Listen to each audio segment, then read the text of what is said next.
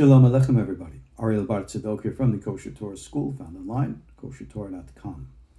It's the 11th of December in our weekly Torah portion. This is the parsha called VaYishlah, and it discusses many interrelated things that revolve around a common theme, a theme that most of the rabbis will never touch on, many because they don't know about it, others because they fear it. And that theme is the power of the occult. We live in a very occultic society, whether we believe it or not. We have become so rationalist, anti-intuitive, anti-psychic, without recognizing that the nature of that prejudice in our society is itself a method and a formulation of a psychic attack to try to disconnect the human spirit from the greater reality of the world in which we live in.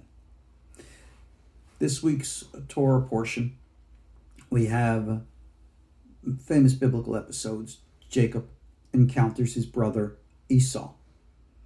And before he does so, he prepares. And in this state of preparation, it says, a man came and wrestled with him the entire night long. Our rabbis understood this man to be an angel. And it was said to have been the angel, the archangel, the protector angel, Esau himself, that Jacob had to fight and subdue prior to him being able to encounter his physical brother Esau and thus subdue his anger, wrath, etc. But now, here's a part of the story most people are not going to tell you. How do you think this angel of Esau got there? Do you think God sent him? No. Do you think Esau sent him? No. Do you think the angel himself decided to show up on his own accord? Why? Esau is there with 400 men. If there's business to take care of, Esau is prepared. The angel doesn't need to get involved at all. No, the angel didn't come on his own accord. Jacob conjured the angel. Remember, Jacob lived in the house of Laban. Laban was known to have been a master sorcerer, a master of the dark arts. According to some legends, he literally lived on for centuries, changed his name, and became the famous Bilam, who we read about in the days of Moses. So Laban had tremendous psychic dark powers. He was like a real, Darth Vader kind of guy. And Jacob learned from him and bested him. So when Jacob was sending messengers to his brother Esau, he was saying to Esau, hey, I bested Laban, the greatest of sorcerers. You might have 400 men, but with the power of my mind and the power of my psyche, I can destroy you all in a snap. Esau understood that message, and that's why he was terrified. In order to dominate his brother, Jacob himself used formulas and rituals that he learned at that sulam, that ladder of ascent, and he drew to himself the angel of Esau to conquer and defeat and destroy him. And only then did that angel, that higher power from a higher dimension, say to Jacob, you are no longer subject to the natural forces of this world, symbolized, represented by your name, Jacob. You are now a master of the higher forces, one who can strive even with the gods, lowercase g there, even with God. You have become the prince. You are Yisrael. And with that power, Jacob won the occult wars and was appropriately humble before his brother Esau, but used his powers of the mind to deceive Esau again by saying, you go ahead with your guys, I'm going to go with my family. They were all expecting to go together. Esau was expecting to embrace his younger brother, and the family with him is the elder. Jacob tricked him again. Don't think Esau didn't pick up on that. But when you fight the occult wars, you have to recognize that there are battles and there are battles. So what happens right after this encounter?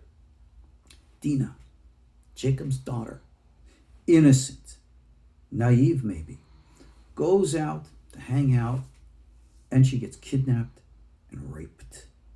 Where was the psychic defense there?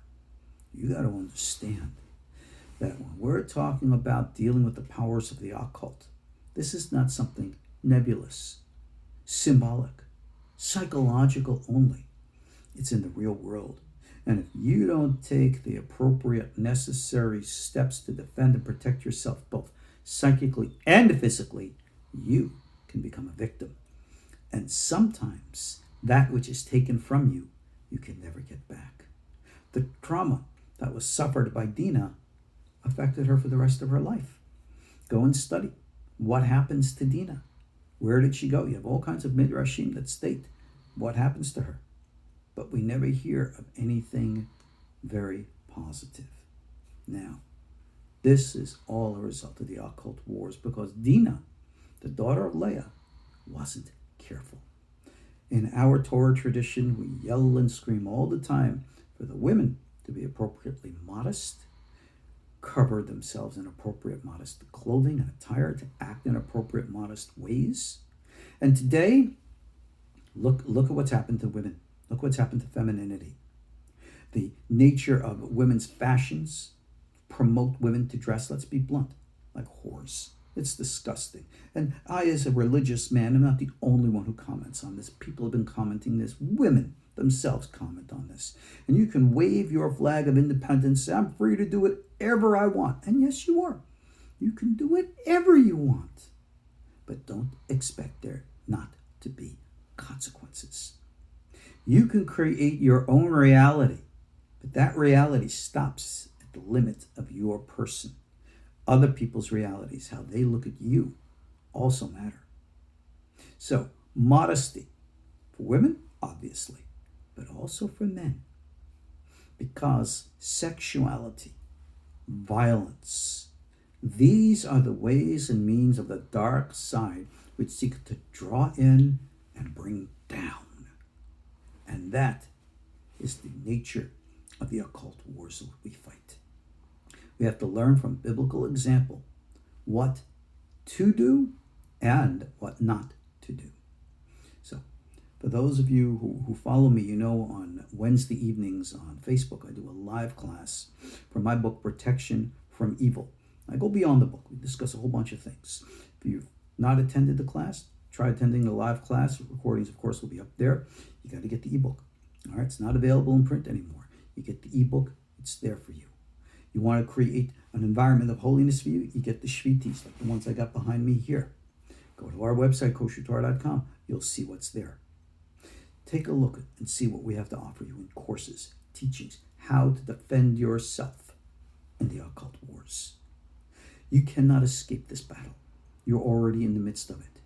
You choose whether you want to be a victim or a victor. That choice is in your hands. Ariel Tzadok from the KosherTorah School, wishing you blessings of success, prosperity. Be the warrior you're meant to be. See you all online. Kol Tuv. Shalom.